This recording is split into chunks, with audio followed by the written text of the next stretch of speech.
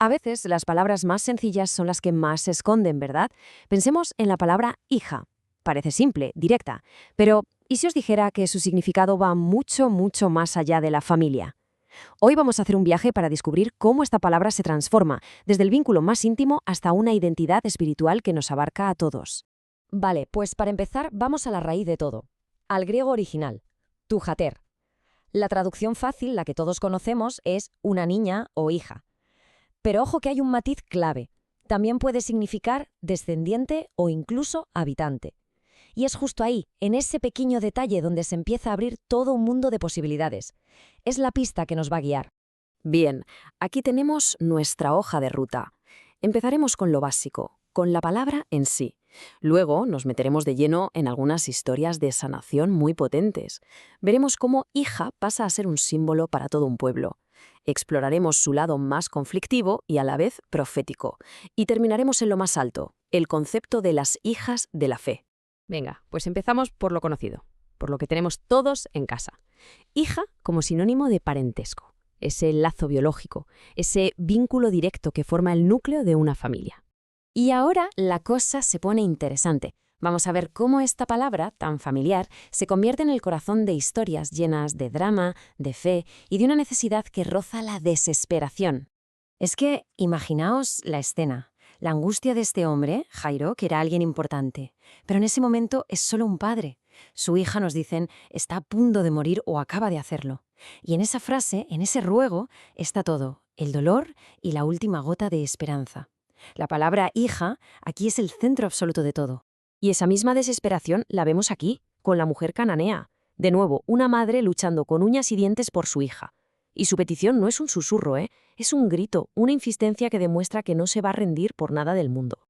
Y aquí viene lo curioso, porque esta misma historia nos la cuentan 3 veces, pero cada uno le da su toque. Fijaos, Mateo Valgrano dice que la niña ya ha muerto. Marcos, por su parte, nos mete de lleno en la esqueda con esa frase increíble en arameo, talita cum. Y luego está Lucas, que añade ese detalle que te toca la fibra. Era su hija única. O sea que no son simples repeticiones, cada uno pone el foco en algo distinto para que entendamos la magnitud de lo que estaba pasando. Mucha atención aquí, porque hay un giro. En medio de la historia de Jairo, Jesús se cruza con la mujer que llevaba años enferma. Él no es su padre, claro, pero la llama hija.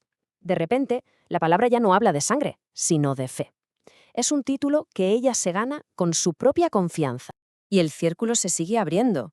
Al curar a una mujer en sábado algo que estaba prohibido, Jesús la defiende llamándola hija de Abraham.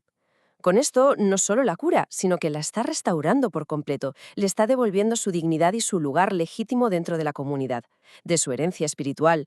Bueno, pues si pensábamos que la palabra ya había dado de sí, agarraos. Ahora pasamos de hablar de una sola persona a hablar de un pueblo entero. Es una buena pregunta, ¿verdad? Nos obliga a cambiar el chip, a dejar de pensar en lo literal y empezar a pensar en metáforas. ¿Cómo es posible que algo tan personal como hija se aplique a algo tan grande como una ciudad? Pues aquí está la respuesta clarísima. La hija de Sión no es una mujer de carne y hueso. Es una forma poética de referirse a Jerusalén y a toda su gente. La ciudad cobra vida, se convierte en una entidad, con la que se puede hablar, a la que se le puede dar un mensaje. Y lo vemos otra vez aquí. Camino de la cruz, Jesús se vuelve hacia las mujeres que lloran por él. No se dirige a ellas por sus nombres, sino como un colectivo, hijas de Jerusalén. Las reconoce como las representantes de toda la ciudad que está a punto de presenciar su muerte. Ahora entramos en un terreno complejo. Vamos a ver cómo la palabra hija puede aparecer tanto en momentos de ruptura y conflicto familiar como en el centro de las profecías más inspiradoras. Esta es una de esas frases duras que te hacen pensar. Sugiere que una nueva fe, una nueva lealtad puede llegar a romper el vínculo más fundamental que existe, el de una madre y una hija. Es un recordatorio de que las decisiones importantes a veces tienen un coste muy alto.